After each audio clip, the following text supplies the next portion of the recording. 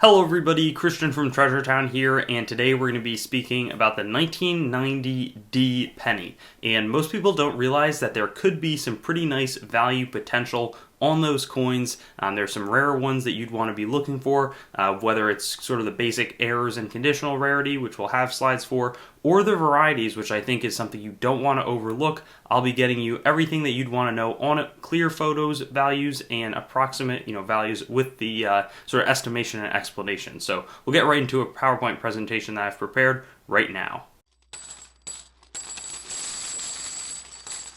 So here we've got the 1990D Lincoln Memorial Cent, and normally I don't spend too much time on this slide, but it is important to note that the Lincoln Memorial had two different compositions. In 1982, there was a transitional year where some were struck with the 3.11 gram, 95% copper planchet, and others were struck in the zinc planchet that only weighed 2.5 grams. Now, most of them after that, 1983 to today, should be the zinc planchet, and that's going to factor in later. First, I'll talk about the conditional rarity. If you're thinking of submitting it just because it looks super shiny and red, you would only want to do that to PCGS if it's going to get Mint State 68, or ideally even better than that with the red designation, or else you're just going to lose money certifying it. There's about 5 billion produced. You're really going to need a perfect, flawless coin, and it's pretty challenging to even do anything once you have that. It's probably going to come back Mint State 67 red. Now, the real coin to be on the lookout for, and this is a bit of a lesson for any coins, there's not any main varieties that are known for this date. Repunch mint marks had been phased out, I think, 2 years prior. This one sold for $5,600, and the photo, it doesn't appear to be that much different or anything crazy, but in this case, it was struck on one of those pre-1983 copper planchets. So it's a 3.1 gram coin. Somebody picked it out. They said, hey, this, looks different. It's a little bit heavier than, it probably wasn't that they could feel the half of a gram difference, but when compared to other pennies, it becomes obvious. And it's sort of a reminder that these planchets may have stuck around the mint. You never know. Somebody sees a planchet on the ground that's been sitting in a corner for 5 or 6 years, throws it in the bin, it ends up getting struck and makes its way out of the mint. This one was caught pretty early. There's definitely some nicks, but it's in Mint State 64 brown condition. And again, $5,600, that's a really good day if you ask me. Some of the other errors, there's just two that I wanted to focus on. This one was broad struck, meaning that the retaining collar did not properly retain the coin, so the metal expands outward. You can sort of see that metal flow on the outside, especially sort of from 3 to 9 o'clock.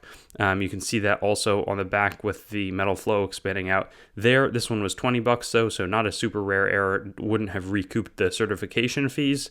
There's also this coin, which was struck 45% off center.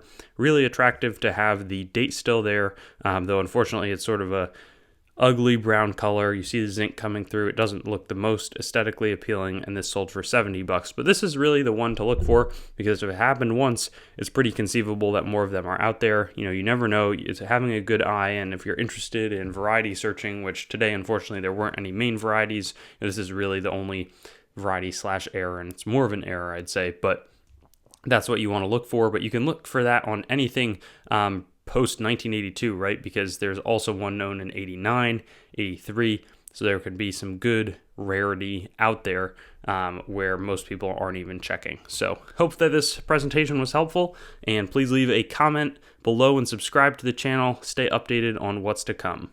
Thanks for watching the video. I'd encourage you to like the video, comment, and make sure to subscribe to my channel. And I also have Facebook, Instagram, Twitter, and some other social media platforms. You can also go to my main channel website, treasuretownYT.com, to learn more about the channel and sort of stay in contact. I also will eventually host all of these videos on coinsmetalscards.com, which will be both news, marketplace, and coin information. I do have the goal of eventually getting pretty much every US coin, date, mint mark, denomination on the channel with a similar video to the one that you just watched, and that will likely all be hosted there. And then I also have treasuretowncoins.com, which is sort of my coin dealing wing, coin dealing only entity that is a little bit less focused on content production. So thank you so much, and I'll look forward to seeing you on some of my other videos. I also have videos that are not just the date, mint mark, denomination recap in this format, so you can check some of those out, and I'll have fun seeing you there.